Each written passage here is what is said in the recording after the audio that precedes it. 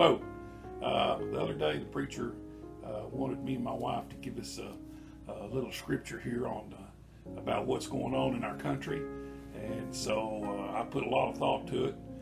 Maybe too much, but anyway, the first thing I know everybody's asking is why do we have this coronavirus? You know, why are things looking so bad right now?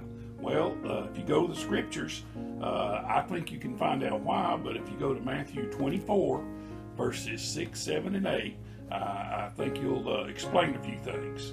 And you will hear of wars and rumors of wars. See that you are not troubled, for all these things must come to pass, but the end is not yet. For nation will arise against nation, and kingdom against kingdom, and there will be famines, pestilence, and earthquakes in various places. These are the beginning of sorrows. So the Bible tells us that this stuff is coming now. Pestilence over in Saudi Arabia, they've got a locust like they've never seen before. And everybody knows about the earthquakes we're having, the floods we're having. Now we've got the coronavirus here all over the world. And, people are saying, why this, why now? Well, it's kind of telling you it's the beginning of end times. So that's the why.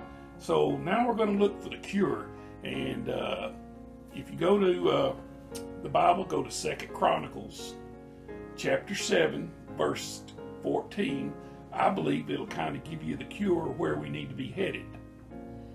If my people who are called by my name will humble themselves and pray and seek my face and turn from their evil, wicked ways, I will hear from heaven and will forgive their sin and heal their land.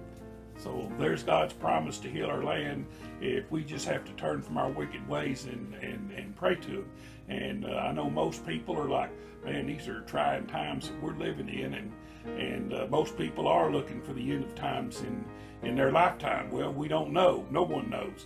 But anyway, there's another promise from God that, if we'll turn from our evil ways and seek His face, that means pray earnestly to Him, He will hear the land.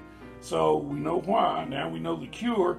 And now, finally, what I like is here's the hope that we as Christians have. And that can be found in Hebrews chapter 13, verse 5. Let your conduct be without covetousness. Be content with such things as you have. For He Himself has said, I will never leave you nor forsake you. And that's one of the best verses there ever is, no matter how bad it gets, how much trouble we get into, or how bad the virus gets. Christ says, I will never leave you nor forsake you.